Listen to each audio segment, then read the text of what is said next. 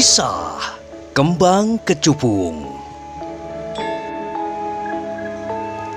Sebuah kisah mahakarya terbaik dari S.H. Mintarja yang sangat populer di masanya. Dengan bangga kami persembahkan kepada sahabat Permata TV tercinta semuanya. Pada kesempatan yang sangat baik ini, kita masuk pada episode yang ke-7. Selamat menikmati.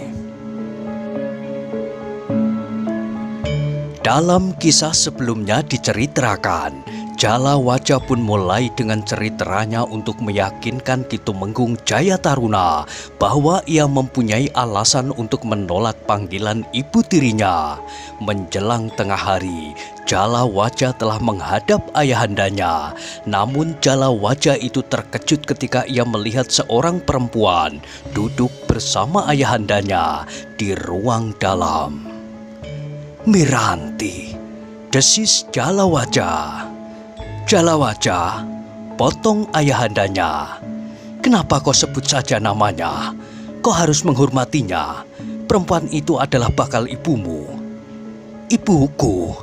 Maksud ayahanda?" "Duduklah, Ger," berkata perempuan itu.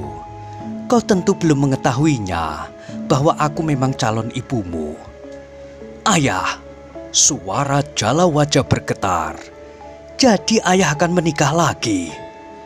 "Ya, Jala Waja, dan perempuan inilah calon ibumu itu." "Jadi ayah akan menikah dengan Miranti?" "Jangan sebut namanya saja. Panggil perempuan itu ibu. Ia akan menjadi ibumu." "Aku sudah terbiasa memanggil namanya ayah." "Kau kenal dengan calon ibumu?" "Sudah, ayah. Itulah sebabnya aku hanya menyebut namanya." "Jika demikian, sejak sekarang kau harus belajar memanggilnya ibu. Jangan panggil namanya saja." "Biarlah, Kang Mas." Anggir Jala Waja tentu tidak dapat merubah kebiasaannya dengan serta-merta. Tetapi lambat laun ia akan terbiasa memanggilku ibu. "Tidak, aku tidak akan pernah melakukannya." "Jala Waja." "Ayah, apakah ayah sudah berpikir masak untuk menikah lagi dengan perempuan itu?" "Sudah, Jala Waja. Aku sudah berpikir berulang kali." Jadi kehadiran ibunda di Katumenggungan ini tidak lebih dari semilir angin yang bertiup. Terdapat sedikit kesejukan di hati ayahanda pada waktu itu. Tetapi setelah angin itu lewat, maka ayahanda telah melupakannya. "Tidak, Jala Waja. Aku tidak pernah melupakannya. Tetapi aku tidak dapat ingkar dari kenyataan bahwa ibundamu telah meninggal. Ia tidak akan pernah dapat hadir lagi di rumah ini. Aku tidak akan pernah dapat berbicara lagi dengan ibundamu." "Itukah batas kesetiaan ayahanda?" "Aku setia sampai batas hidupnya. Yang Maha Agunglah yang telah memisahkan kami." "Batas kasih itu menurut ayahanda adalah akhir dari sebuah kebersamaan.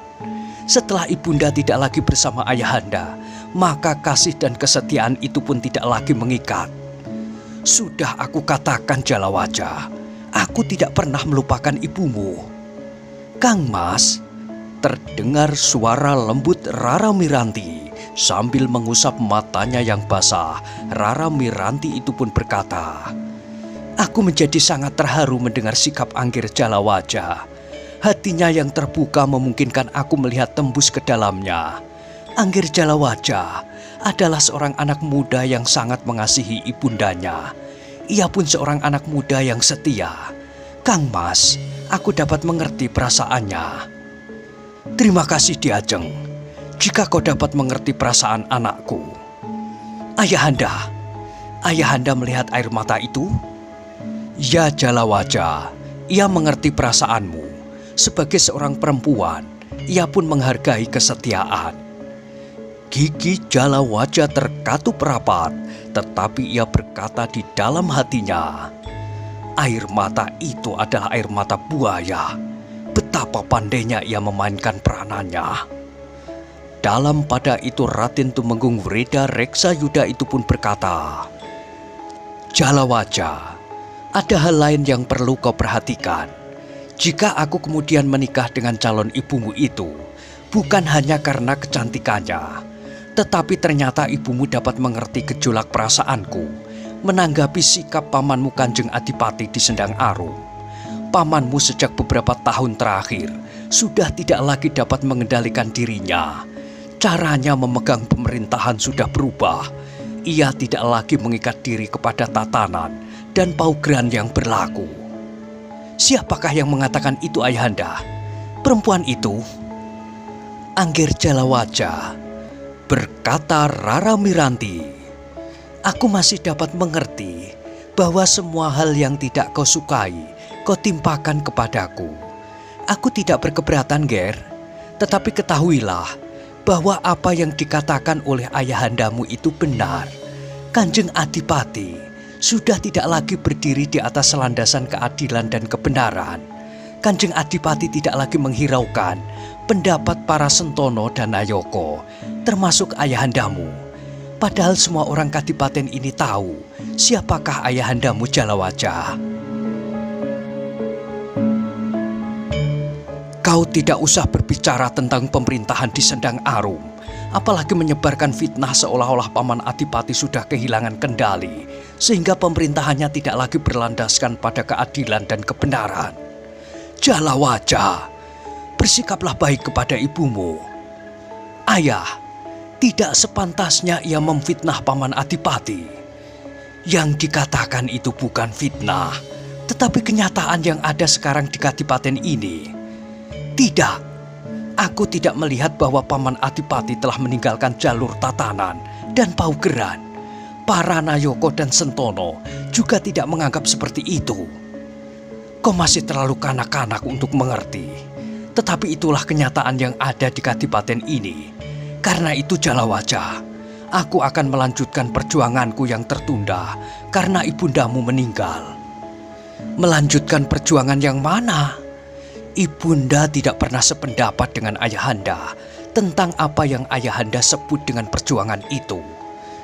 Bukan tidak sependapat, tetapi ibundamu ingin hidup tenang dan damai, sehingga di dalam dirinya tidak terdapat api perjuangan itu.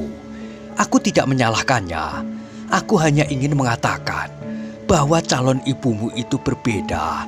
Ada api di dalam dadanya, api untuk menyalakan perjuangan, ketidakadilan dan kesewenang-wenangan.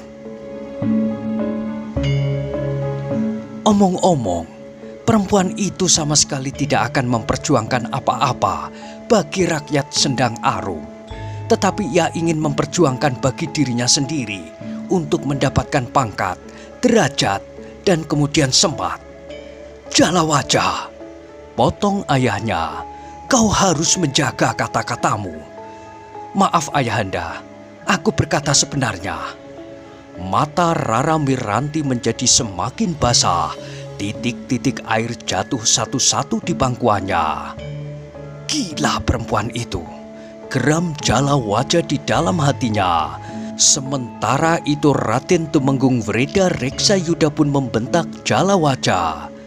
Sadari bahwa kata-katamu itu telah menusuk perasaan calon ibumu, juga menusuk perasaanku. Biarlah Kakang Mas, aku tidak berkeberatan. Mungkin beban seperti inilah yang harus aku tanggungkan. Sejak pertama kali aku menginjakkan kakiku di dalam lingkungan keluarga Kakang Mas. Sejak kecil aku pun telah mendengar dongeng tentang seorang ibu tiri yang merebus anaknya di dalam sebuah belanga panjang. Raden Jalawaja menghentakkan tangannya, tetapi anak muda itu masih berusaha mengendalikan sikapnya di hadapan ayahandanya. Jalawaja, baiklah, kita tidak berbicara tentang pemerintahan di Sendang Arum. Yang ingin aku bicarakan sekarang adalah rencanaku untuk menikah lagi dengan calon ibumu itu. Jika ayahanda bertanya kepadaku, aku tidak setuju ayahanda. Kenapa? Aku sudah banyak menyatakan sikapku ayah. Jalawaja, jika demikian, maka aku akan mempergunakan hakku sebagai seorang ayah. Aku beritahukan kepadamu, aku akan menikah lagi. Aku tidak merasa perlu minta persetujuanmu. Jika itu yang ayahanda kehendaki, silahkan. Jadi kau menurut perintah ayahandamu karena aku berkuasa untuk melakukannya, bukan karena kau menyadari siapakah aku dan siapakah kau, bukan karena kau mengasihiku, karena aku juga mengasihimu. Ayahanda, jika aku tidak mengasihi ayahanda, maka aku tidak akan peduli terhadap rencana ayahanda untuk menikah lagi. Tetapi karena aku mengasihi ayahanda, maka aku memberanikan diri untuk tidak menyetujui niat ayahanda itu. Jala wajah, kau tidak mempunyai pilihan. Kau harus menerima kenyataan bahwa aku akan menikah dengan Rara Miranti. Silahkan ayahanda, tetapi aku masih mempunyai pilihan. Aku akan pergi ke lereng gunung. Aku akan tinggal bersama Eyang Ajar Anggara. Aku akan semakin mendekatkan diri dengan Kang Murbeng Dumadi, sebagaimana Eyang Ajar Anggara. Jala wajah, aku akan tinggal bersama Eyang di lereng gunung, di pondok Eyang yang tenang dan damai, jauh dari rasa tamak, dengki, iri dan benci. Jangan pergi, Nger, berkata Rara Miranti di sela-sela isak tangisnya. Tetapi isak tangis Miranti itu membuat Jala wajah semakin muak. Ayahanda, aku tetap mengasihi ayahanda. Sepeninggal ibu, orang tuaku tinggallah seorang ayahanda. Tetapi sekarang terpaksa aku pergi meninggalkan ayahanda.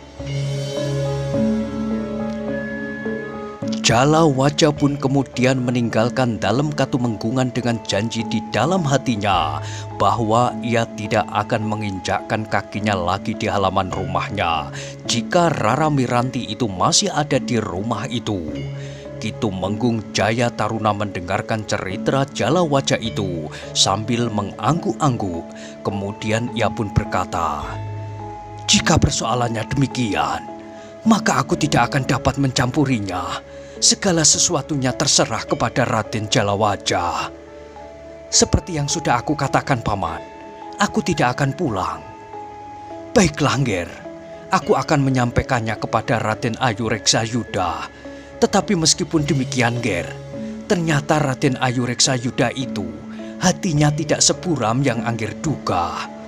Meskipun hati Rara Miranti itu putih seperti kapas, aku tidak akan pulang.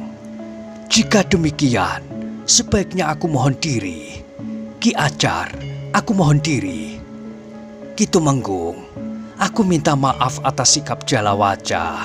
Aku pun minta maaf karena aku tidak mampu melunakkan hati cucuku. Aku tidak akan minta maaf kepada Miranti karena sikapku ini. Baiklah Raden, segala sesuatunya nanti akan aku sampaikan kepada Raden Ayu Reksayuda. Silahkan Paman, aku hanya dapat mengucapkan selamat jalan." "Aku juga mengucapkan selamat jalan, Kitumenggung. Aku mohon diri Ki Ajar, aku mohon diri Raden." Sejenak kemudian, Kitumenggung Jaya Taruna pun telah meninggalkan rumah Ki Ajar Anggara. Ki Ajar dan Jala wajah melepasnya di regol halaman. Mereka memperhatikan kuda yang berlari di jalan setapak yang menuruni kaki pegunungan. Debu yang putih mengepul tipis di belakang kuda yang berlari itu. Namun sejenak kemudian Kitumenggung Jaya Taruna itu telah hilang di tikungan. Demikian Kitumenggung itu tidak nampak lagi. Maka Ki Ajar Anggara dan Jala wajah pun telah masuk kembali ke regol halaman pondok Ki Ajar yang sederhana itu. "Jala wajah," berkata Ki Ajar Anggara setelah keduanya duduk kembali di serambi, "ternyata hatimu keras sekali, Nger." Jala wajah menundukkan kepalanya. "Hatimu sama sekali tidak tergerak ketika kau mendengar bahwa ayahmu yang seharusnya diasingkan selama 5 tahun itu kini mendapat pengampunan meskipun ia baru menjalaninya selama 3 tahun. Aku minta maaf, Eyang. Justru karena kau di sini, Jala wajah, sedangkan aku adalah ayah dari istri Raden Tumenggung Wreda yang telah tidak ada, maka ayahmu akan dapat mempunyai dugaan yang keliru. Ayahmu akan dapat menduga bahwa aku menjadi sakit hati karena ayahmu menikah lagi. Tidak, Eyang. Ayah tahu bahwa penolakan itu timbul dari dalam hatiku sendiri. Memang kaulah yang mengatakannya kepada ayahmu, tetapi mungkin ayahmu atau ibu tirimu atau siapapun akan dapat menduga lain. Mereka dapat menganggap bahwa sikapmu itu dilandasi oleh hasutan-hasutanku. Tidak, Eyang, tidak. Eyang jangan menyalahkan diri sendiri. Jika sikapku ini salah, maka akulah yang bersalah, bukan Eyang. Jalawaja, kau harus menyadari bahwa ayahandamu itu tetap saja ayahandamu. Meskipun kau tidak mengakuinya, semua orang tahu bahwa kau adalah putra Raden Tumenggung Wredareksayuda. Meskipun kau membencinya, apalagi setelah ayahmu itu diasingkan, kau tetap saja anaknya. Aku tahu, Eyang, yang aku lakukan ini tidak ada hubungannya dengan hukuman yang harus disandang oleh ayahanda. Aku akan tetap menghormatinya dan akan tetap berbuat apa saja baginya meskipun ayahanda diasingkan. Tetapi yang tidak dapat aku terima adalah karena ayah telah menikah lagi dengan Rara Miranti. Apapun yang dilakukan oleh ayahmu Jalawaja, setuju atau tidak setuju, kau tidak dapat ingkar bahwa ayahandamu adalah lantaran dari Yang Maha Agung untuk menghadirkanmu di dunia ini. Mungkin itu bukan atas kehendakmu sendiri Jalawaja, sehingga kau dapat menimpakan semua tanggung jawab kepada ayahandamu. Tetapi pada dasarnya, ayahmu telah mendapat kepercayaan Yang Maha Agung untuk menjadi lantaran keberadaanmu di muka bumi ini. Karena itu, maka kau harus menghormati kepercayaan Yang Maha Agung itu. Ya, Eyang. Nah, mumpung Kitumenggung Jayataruna belum jauh, susulah dan ikutlah bersamanya. Kudamu akan mampu mengimbangi kecepatan berlari kuda Kitumenggung. Ampun, Eyang, aku tidak dapat melakukannya. Jalawaja. Nada suara Ki Ajar Anggara pun meninggi. Kenapa kau tidak mendengarkan kata-kataku Jalawaja?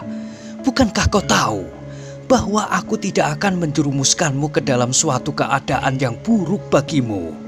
Apakah kau malu menampakkan dirimu di Sendang Arum karena ayahmu pernah dihukum, bahkan diasingkan? Eyang, Jalawaja itu beringsut sejengkal.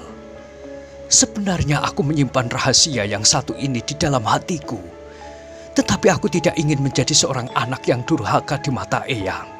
Aku pun tidak ingin menjadi seorang anak yang tidak patuh dan berhati sekeras batu hitam. Jalawaja berhenti sejenak, lalu katanya, Eyang, seperti yang sudah aku katakan kepada ayahanda langsung, bahwa aku tetap mengasihi ayahanda. Aku memang tidak dapat melepaskan diri dari hubungan darah itu. Apapun yang terjadi dengan ayah, aku adalah tetap anaknya. Aku tidak akan merasa malu disebut sebagai anak seorang pengkhianat. Aku akan tetap menengadahkan wajahku, meskipun aku anak seorang buangan. Jadi apa yang menghalangimu pulang Jalawaja?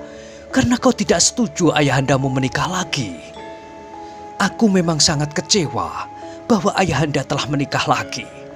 Tetapi seandainya ayahanda tidak menikah dengan Rara Miranti, aku tidak akan berjanji untuk tidak menginjakkan kakiku di rumahku lagi selama Rara Miranti itu masih ada di rumah. Kenapa dengan Rara Miranti?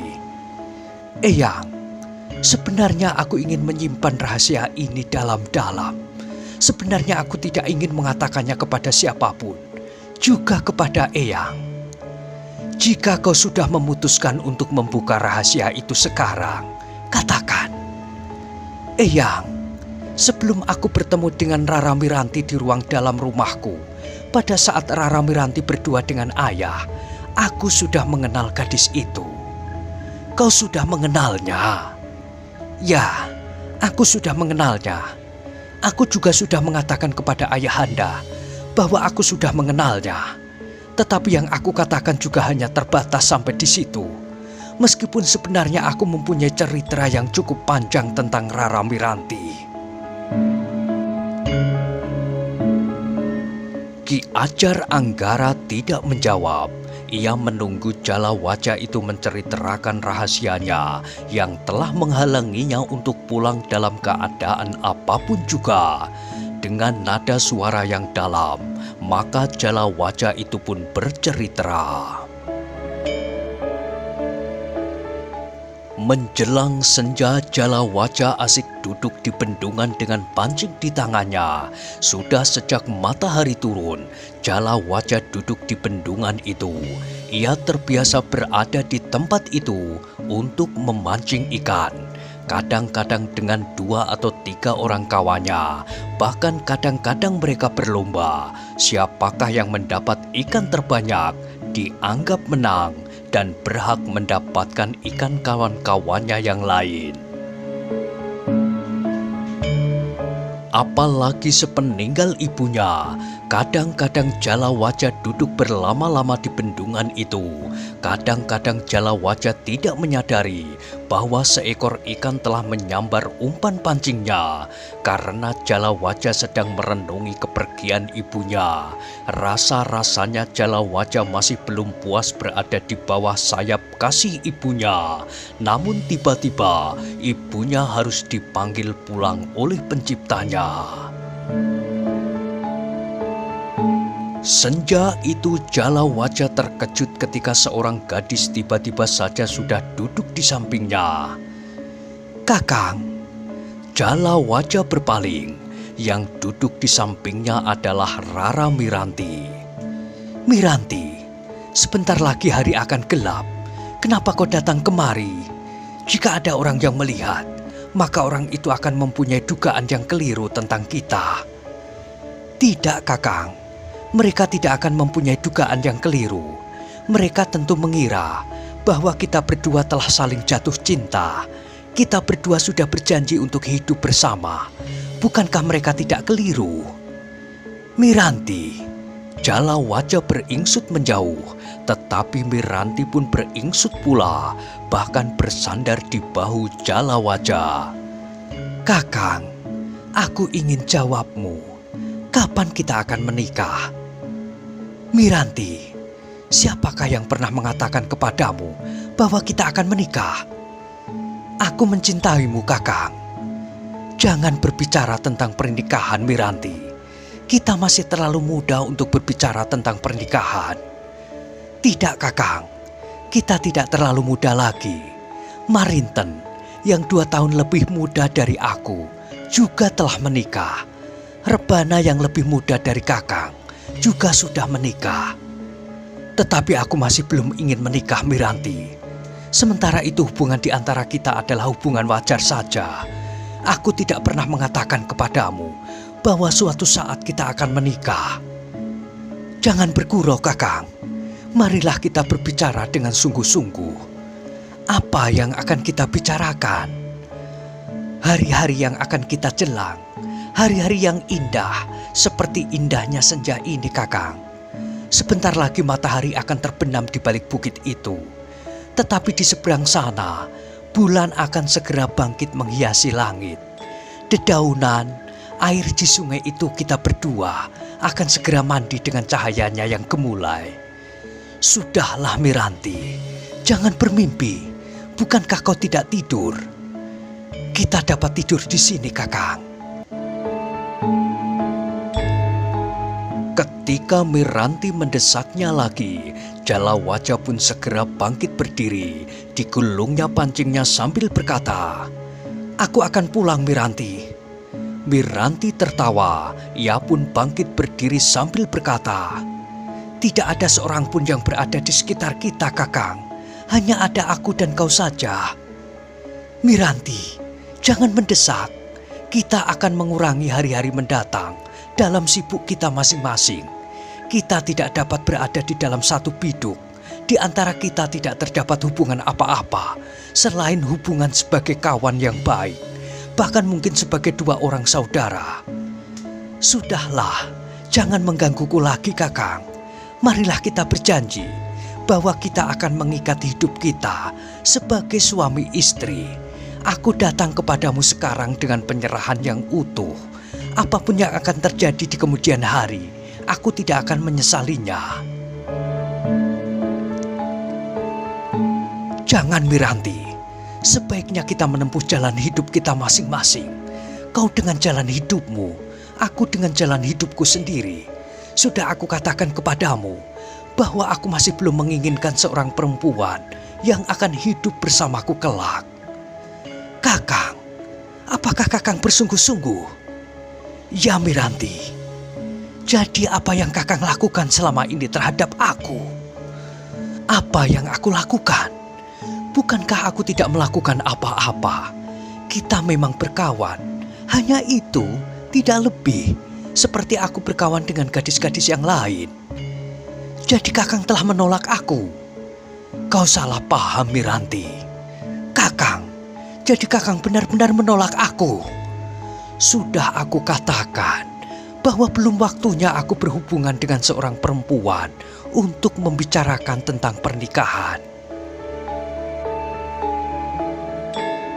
Kakang, wajah Miranti menjadi merah.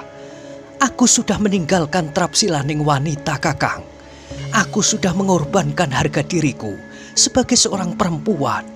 Aku datang kepadamu untuk menyerahkan jiwa dan ragaku, dan bahkan apa saja yang kau kehendaki, Kakang. Tetapi ternyata Kakang telah menyakiti hatiku. Aku minta maaf, Miranti. Agaknya kau telah salah mengerti atas sikapku selama ini. Kakang, jadi Kakang sekarang telah benar-benar berpaling kepada Ririswari. Tentu saja aku tidak akan mampu menyainginya jika Kakang memperbandingkan aku dengan Ririswari. Riris adalah anak seorang adipati. Ia memang memiliki beberapa kelebihan yang dapat membuat Kakang menjadi silau. Miranti, sebenarnya lah bahwa aku masih belum berniat berbicara tentang perjodohan. Kita masih terlalu muda. Aku masih ingin memperdalam ilmu kanuragan dan ilmu kajiwan agar dapat menjadi bekal hidupku kelak. Itu hanya alasanmu saja, Kakang. Baik, Kakang. Kau telah menyakiti hatiku. Aku tidak mau menerima keadaan ini, Kakang. Ingat, Kakang, bahwa pada suatu hari aku akan menyingkirkan Ririswari. Aku tidak dapat hidup di atas bumi yang sama. Aku tidak dapat menghisap nafas dari lingkungan udara yang sama. Selain itu, maka pada suatu saat kau akan merunduk di hadapanku untuk menyembah telapak kakiku. Entah apapun caranya, tetapi aku akan melaksanakan janjiku itu. Bumi dan langit akan menjadi saksi. Miranti, desis Jalawaja. Miranti tidak mendengarkannya lagi. Ia pun segera berlari meninggalkan bendungan yang sudah menjadi semakin buram. Matahari telah terbenam, langit menjadi gelap. Namun bulan tidak segera nampak menghamba di langit. Awan yang kelabu mengalir dari arah lautan. Semakin lama semakin tebal. Ketika kemudian hujan turun, Jalawaja masih berada di bendungan. Dibenahinya alat-alatnya serta kepis tempat ikan. Beberapa ekor ikan yang sudah ada di dalam kepisnya pun segera dilemparkannya kembali ke bendungan. Dengan cepatnya ikan itu pun berenang menghilang di dalam genangan air bendungan yang dalam. Ketika seekor di antaranya nampak mengambang dan tidak lagi mampu bertahan, Jalawaja memandanginya dengan penuh iba. Kasihan, desis Jalawaja. Namun ketika hujan menjadi semakin lebat, Jalawaja pun meninggalkan bendungan itu pula dengan pakaiannya yang menjadi basah kuyup. Eyang, berkata Jalawaja kemudian, itulah sebabnya aku kemudian bersumpah untuk tidak menginjakkan kakiku di rumahku jika Rara Miranti masih berada di rumah itu. Apapun yang akan dilakukannya, tentu akan membuat hatiku menjadi sangat sakit. Perempuan itu memang sedang mencari kesempatan untuk menyakiti hatiku, atau bahkan pada suatu saat akan dapat mengadu kepada ayah dengan cerita-cerita yang dibuat-buatnya. Yang hitam dikatakan putih, yang putih dikatakannya hitam. Ki Ajar Anggara menarik nafas panjang sambil mengangguk-angguk. Ia pun berkata, "Ger Jalawaja, jika demikian, maka ternyata kau tidak bersalah. Aku harus minta maaf kepadamu bahwa aku sudah berprasangka buruk kepadamu." Eyang tidak bersalah. Eyang memang belum mengetahui persoalan yang sebenarnya. Baiklah Wayah, jika yang terjadi seperti apa yang kau ceritakan itu, memang sebaiknya kau tidak pulang. Biarlah para petugas menjemput ayahandamu ke pengasingan. Tetapi seandainya kau ingin ikut menjemput ayahmu, sebaiknya kau langsung saja menghadap pamanmu Adipati. Tidak Eyang, aku tidak usah ikut menjemput ayahanda ke pengasingan. Seandainya itu aku lakukan, belum tentu ayah merasa senang melihat kehadiranku. Ayahmu tentu merasa berbahagia jika kau ada di antara mereka yang menjemputnya. Tetapi persoalanmu dengan Miranti merupakan penghalang bagimu untuk melakukannya. Ya Eyang, dengan penjelasan itu, aku tidak akan pernah memaksamu lagi untuk pulang, apapun alasannya. Terima kasih atas pengertian Eyang. Ki Ajar Anggara pun kemudian bangkit sambil berkata, "Sekarang aku akan pergi ke dapur, Ger. Apa yang akan Eyang kerjakan? Membuat gula? Biarlah aku yang menjerang legenya, Eyang. Nanti saja, jika sudah menjadi lebih kental, aku akan memanggil Eyang." "Baiklah, jika demikian, jerang legenya. Aku akan pergi ke Belumbang. Aku belum memberi makan ikan-ikan di Belumbang itu." Ketika Ki Ajar Anggara pergi ke Belumbang, maka Jalawaja pun sibuk membuat api. Dipanasinya legen kelapa untuk dibuat gula. Dalam pada itu Ki Tumenggung Jaya Taruna melarikan kudanya semakin kencang. Dilihatnya mendung menggantung di langit, semakin lama semakin tebal. Tetapi ternyata bahwa hujan tidak segera jatuh. Ada angin semilir yang mendorong mendung itu mengalir ke utara, serta singgah di lerengnya gunung yang tinggi. Jika hujan itu turun di lereng gunung, maka sungai-sungai akan banjir, berkata Ki Jaya Taruna di dalam hatinya. Karena itu maka kudanya pun berlari semakin kencang. Ketika matahari turun ke balik bukit di sisi barat langit, Ki Tumenggung Jaya Taruna telah memasuki pintu gerbang kota. Namun Ki Tumenggung Jaya Taruna tidak memperlambat kudanya. Ternyata titik-titik hujan mulai turun, semakin lama semakin banyak. Ketika hujan benar-benar turun, Ki Tumenggung Jaya Taruna telah memasuki regol halaman rumah Raden Ayu Reksayuda. Namun meskipun demikian, Ki Tumenggung tidak dapat meninggalkan unggah-ungguh. Dengan tangkasnya, Ki Tumenggung meloncat turun dari kudanya, kemudian berlari sambil menuntun kudanya ke pendopo. Nah, bagaimanakah kisah selanjutnya? Silahkan ikuti terus kisah Kembang Kecubung pada episode berikutnya. Sampai jumpa.